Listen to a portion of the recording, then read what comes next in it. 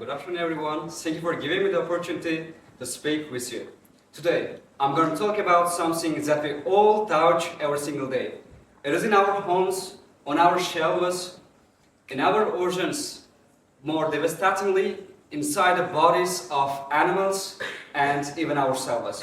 I'm talking about the plastic that we use every single day and that we created to make life easier. Imagine waking up tomorrow where the oceans are empty of life, where birds are no longer singing with the sounds of birds, where beaches covered with no sun, with months of the human activity. It is not distant or fictional future. It is the reality we are creating right now with every single bottle we use and toss away.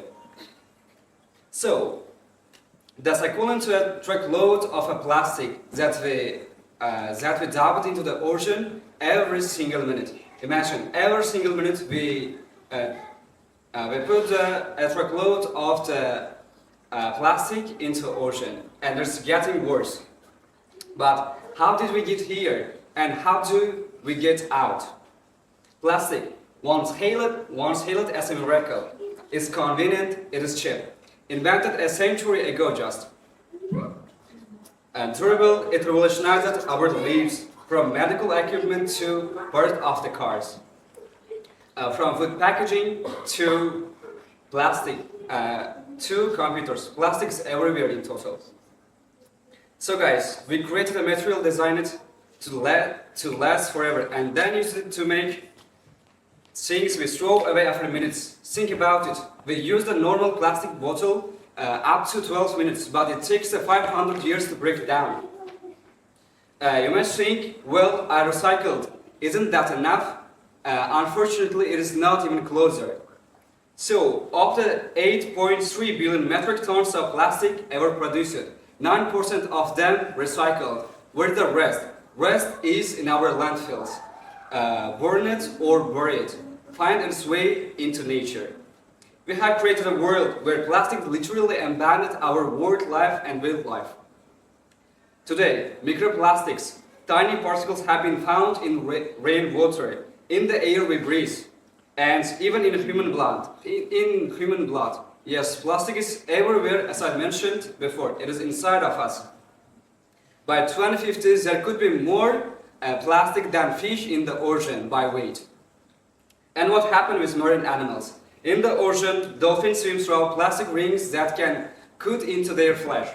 And birds feed their chicks with the plastic bottles, mistaking them for food.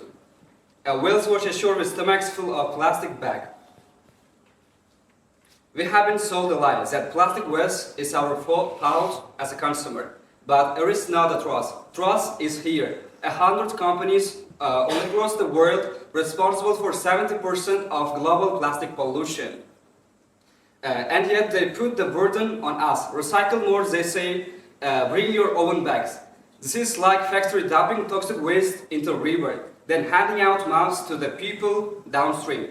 Wake up. This is not just an environmental issue. This is violence against life itself. So what can we do? We have 3 steps to do to avoid our world plastic polluted. First, we need bold policies. Second, innovation. And a third, personal action. We don't need to one who did this perfectly. Instead, we need hundreds of people who can do this imperfectly. So, because small actions are like drops of water, the single one cannot do anything, but together they can form a wave. Right now, we're living in the geologists call the plastic age, because future generations found only plastics that can improve our lives.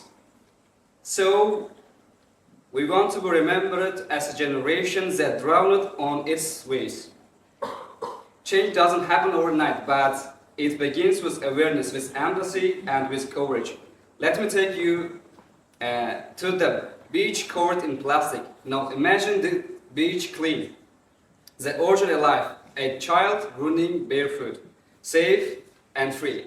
The future is not impossible, but it requires us to act. No later, not next year, but now. We are not powerless, we're not too late, but we are right on the edge. Let's choose to break free from plastic. Let's choose a cleaner ocean, a healthier planet, and future we can be proud of. And the question is, will we turn the tide? Thank you.